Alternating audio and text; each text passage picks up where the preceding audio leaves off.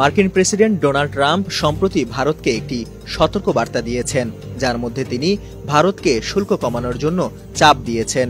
তিনি বলেছেন, ভারতের শুল্ক নীতি যুক্তরাষ্ট্রের জন্য একটি সমস্যা এবং ভারত বিশ্বের সর্বোচ্চ শুল্ক আদায়কারী দেশগুলোর মধ্যে একটি।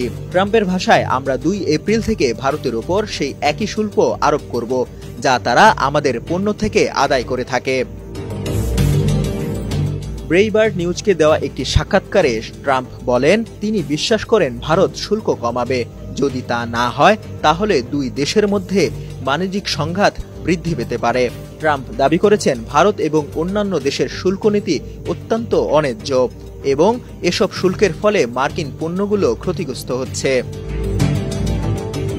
ট্রাম্প এ সময় ভারত, ইউরোপীয় ইউনিয়ন, চীন সহ বেশ কিছু দেশের শুল্ক নীতির সমালোচনা করেছেন। তিনি বিশেষ করে উল্লেখ করেছেন, ভারত তার পণ্যের 100% বেশি শুল্ক আরোপ করে, যা যুক্তরাষ্ট্রের জন্য অত্যন্ত অসুবিধাজনক। এছাড়া তিনি বলেন, এই ধরনের শুল্ক নীতির কারণে মার্কিন পণ্য আন্তর্জাতিক বাজারের প্রতিযোগিতায় পিছিয়ে পড়ছে।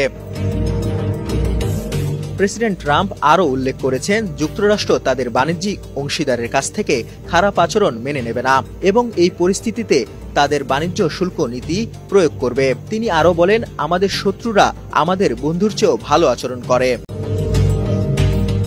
ট্রাম্পের এই মন্তব্য ভারত মার্কিন বাণিজ্যের মধ্যে নতুন উত্তেজনা সৃষ্টি করতে পারে, বিশেষ করে যদি ভারত তার শুল্ক কমানোর সিদ্ধান্ত না নেয়। গেল 5 মার্চ ট্রাম্প আরও একটি বক্তব্যে শুল্ক যুদ্ধের পরিস্থিতি নিয়ে কথা বলেছেন এবং তিনি ঘোষণা করেছিলেন 2 এপ্রিল থেকে তিনি পারস্পরিক শুল্ক আরোপের মাধ্যমে এসব দেশের বিরুদ্ধে পদক্ষেপ নেবেন।